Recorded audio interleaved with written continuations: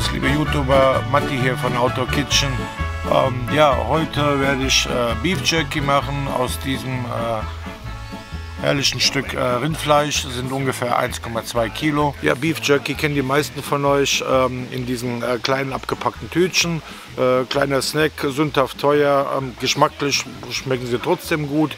Aber ich finde, da ist auch viel mehr drin. Wenn man es selber macht, ist es ganz einfach. Ja, wie funktioniert das Ganze? Wir schneiden Rindfleisch in dünne Scheiben, marinieren das Ganze durch Zugabe von Salz und Feuchtigkeitsentzug im Dörrautomat. Wird es innerhalb eines Tages ein super leckerer Rindfleischsnack. Ja, und wie gesagt, mir schmeckt Beef Jerky einfach lecker. Ich bin total süchtig danach. Habe auch vieles an Marinaden probiert, Herstellungsverfahren, Temperatur und. Ja, und heute wollte ich einfach mal meinen Erfahrungsschatz mit euch teilen. Und ja, dann fangen wir mal an. So, an Zutaten fürs Beef Jerky brauchen wir nicht viel. Ich habe festgestellt, weniger ist wirklich mehr. Wir wollen ja den puren Rindfleischgenuss haben. Teilweise gibt es für Beef Jerky mehr Marinaden und Rezepte als Rinder auf der Welt, glaube ich. So, ich habe hier 1,2 Kilo Tafelspitz. Tafelspitz hat ein ausgezeichnetes Preis-Leistungs-Verhältnis. Wir haben noch ein bisschen Arbeit damit. Wir müssen den Fettrand wegschneiden und die Sehnen. Wer möchte, kann natürlich auch Rinderfilet verwenden. Je besser das Fleisch, desto besser das Beef Jerky. Ja, ansonsten noch Salz. Pro 100 Gramm Fleisch braucht ihr 2 Gramm Salz. Wir haben jetzt abgewogen 24 Gramm für 1,2 Kilo. Ein paar Spritzer Tabasco, 3 Knoblauchzehen und 2 scharfe Messer. Das war's. Wie gesagt, bei den Marinaden haltet euch an die Salzmenge. Aber ansonsten könnt ihr das verwenden, was euch gefällt. Sojasauce, Honig, Barbecue, Ketchup. Also wie gesagt, da sind der Fantasie keine Grenzen gesetzt. Und ein paar Salbeiblätter, die hätte ich fast vergessen. So, als erstes schälen wir den Knoblauch.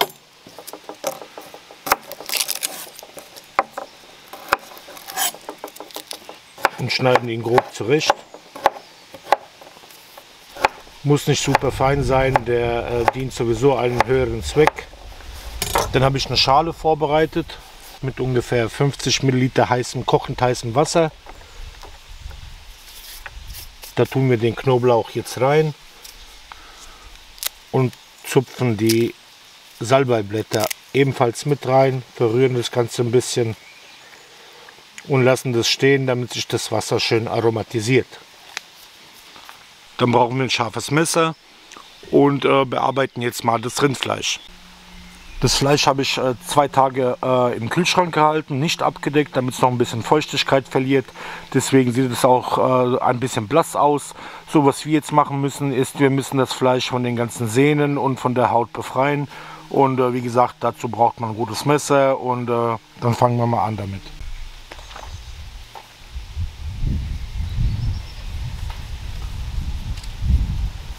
Schön unter die Haut schneiden.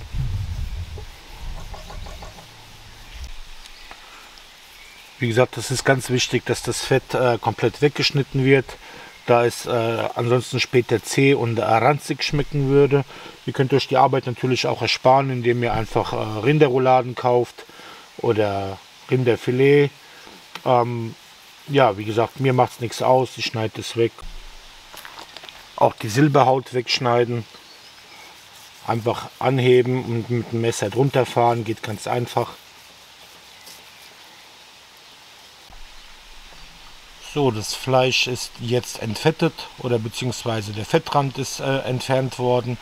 So, was wir jetzt machen ist, wir schneiden das Fleisch hier an der Sehne entlang.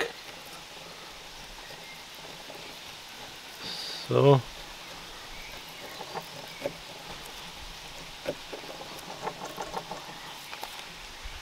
Überall, wo ihr Sehnen seht, da wird geschnitten.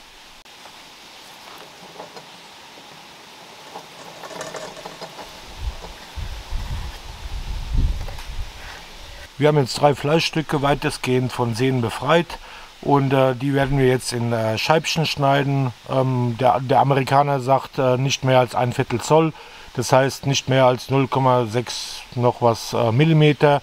Ja, wir schauen mal, dass wir unter einem halben Zentimeter bleiben. Manche legen das Fleisch vorher in die Gefriertruhe, lassen das ein bisschen anfrieren, so dass man das feiner schneiden kann. Ich mache es nicht.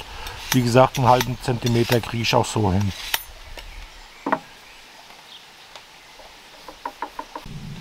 Ist auch ganz wichtig, wenn ihr das Fleisch schneidet, die Faser läuft so entlang, quer zur Faser schneiden. Dann wird das Fleisch später zart, lässt sich gut kauen. Würdet ihr es so schneiden, dann wäre genau das Gegenteil der Fall. Also wie gesagt, immer quer zur Faser schneiden.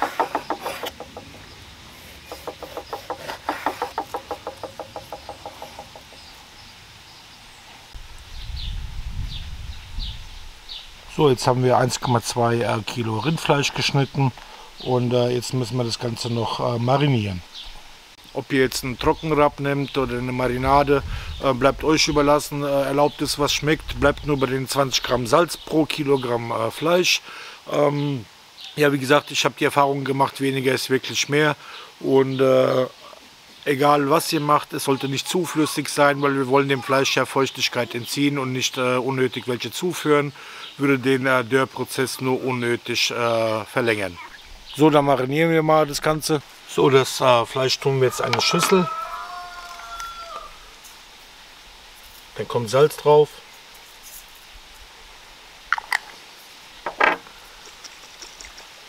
Und Tabasco oder irgendeine andere Habanero-Soße.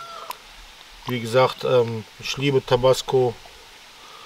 Das Ganze soll auch einen schönen Pep haben. Und dann drücken wir unser Knoblauch-Salbei-Gemisch nochmal richtig aus. So, das Wasser hat das Aroma sehr gut aufgenommen.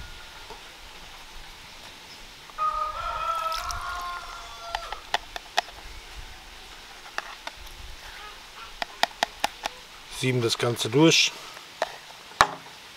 und drücken es nochmal mit der Faust ein bisschen aus. Kneten das nochmal ordentlich durch, das Fleisch, ohne dass die Hälfte aus der Schüssel fliegt. So. Wie gesagt, Salz, Tabasco, Knoblauch, Salbei, mehr braucht das Ganze nicht.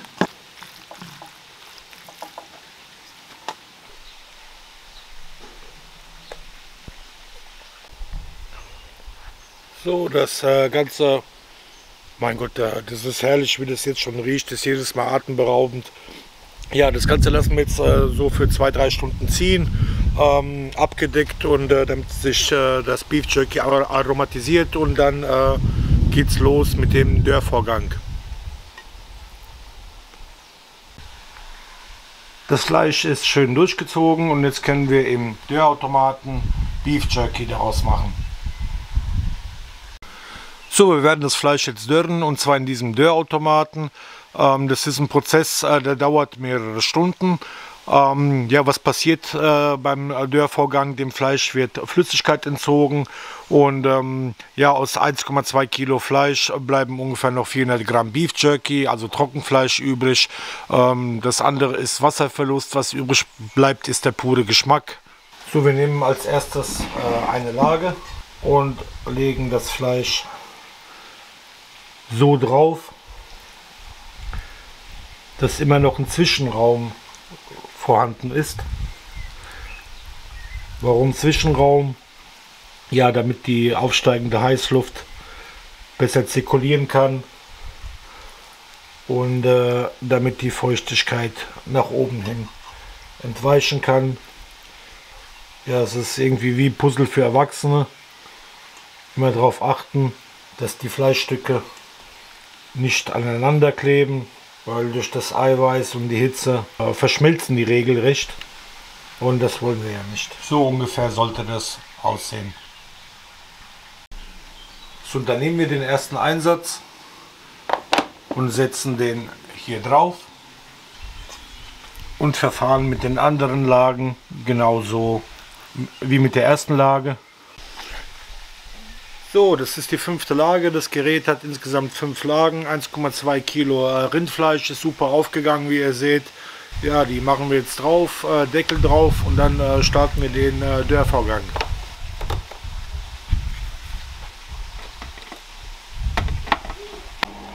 So, dann stellen wir noch Zeit und Temperatur ein. 8 Stunden dürften ausreichend sein und bei der Temperatur 45 Grad, das ist ideal. Die ideale Dörrtemperatur sollte zwischen 40 und 50 Grad liegen. Alles, was über 50 Grad hinausgeht, ist Garen und kein Dürren mehr. Ja, dann könnt ihr mal gespannt aufs Ergebnis sein. Wird super lecker. So, jetzt ist etwas mehr als eine Stunde rum. Wie ihr seht, hat sich an den Innenseiten Feuchtigkeit gebildet. Das ist das Wasser, was aus dem Fleisch austritt. So, wenn wir mal den Deckel abnehmen, seht ihr, dass das noch seine Zeit dauert. Der Prozess ist im Gange. Ich nehme jede Stunde, schichte ich das Ganze um. Da kommt die unterste Lage nach oben.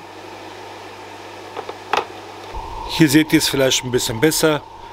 Wie gesagt, die unterste Lage trocknet oder dörrt immer etwas schneller als die oberen Lagen. Und deswegen jede Stunde die unterste Schicht nach oben verlagern und so dass wir hinterher ein gleichmäßiges Ergebnis erzielen. So, 3,5 Stunden sind rum. Gucken wir mal, was das Fleisch macht. Ja, so sieht unser Beef Jerky nach ungefähr 3,5 Stunden aus.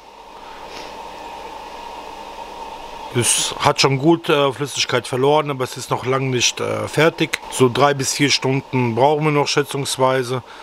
Ja, duftet super. Man muss sich jedes Mal zusammenreißen, nicht zu naschen, einfach nur rohes Fleisch zu essen. Das wird was. Ja, dann schichten wir wieder um. Die unterste Lage kommt jetzt nach oben.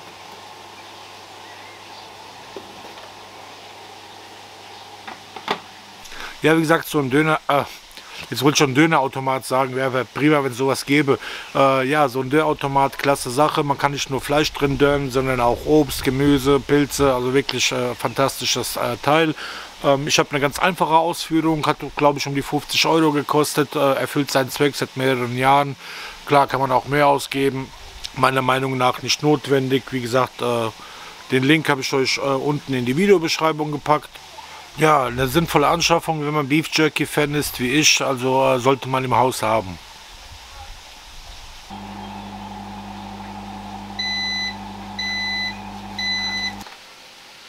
So, der Timer ist abgelaufen, 8 Stunden sind rum, das heißt der Dörrprozess ist abgeschlossen und jetzt schauen wir uns mal das Ergebnis an.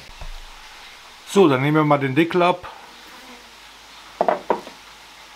und was ihr seht, ist wunderbares Beef Jerky, schön trocken, so wie es sein soll, von der Konsistenz super. Dann machen wir doch auch gleich mal den Geschmackstest. So, dann probiere ich mal.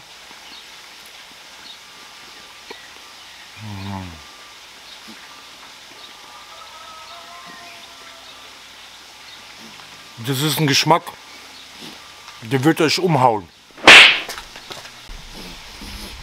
Schmeckt super, man schmeckt alles raus, nichts überwiegt. Beef Jerky, ein toller Snack, schmeckt fantastisch. Wenn man das noch ein paar Tage reifen lässt und nicht sofort alles weghaut, was ich empfehlen kann, was schwierig ist, ich weiß, wird der Geschmack sogar noch intensiver. Sehr, sehr viel Protein als Reiseproviant oder im Rahmen einer Eiweißdiät. Ich esse es einfach nur, weil es geil schmeckt. So, aber ich will dem Ganzen geschmacklich noch mal eins oben drauf setzen. Und zwar werde ich es noch mal kalt räuchern für ein paar Stunden. Nicht irgendwie irgendwelches Raucharoma, sondern richtig räuchern im Räucherschrank auf Buchenholzspänen. Und das toppt das Ganze noch mal. Und dann ist es wirklich perfekt. Ich habe hier so ein Gitter vorbereitet. Jetzt verteilen wir schön das Trockenfleisch drüber.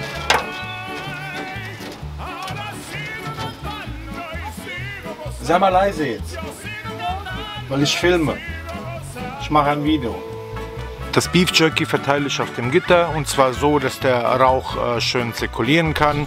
Wie ihr seht, steigt der kalte Rauch von unten hoch und ja, der aromatisiert zum einen das Fleisch und zum anderen konserviert er es nochmal zusätzlich, da sich ein leichter Rauchfilm um das Fleisch legt. Entzieht dem Ganzen auch nochmal ein bisschen Feuchtigkeit, dann ist es wirklich perfekt. Ja, wie gesagt, Beef Jerky selber machen ist ein bisschen aufwendig, aber es ist ein Aufwand, der sich lohnt. Schmeckt tausendmal besser als dieses industriell abgepackte Zeug.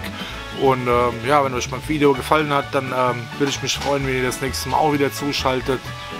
Macht's gut, Matti.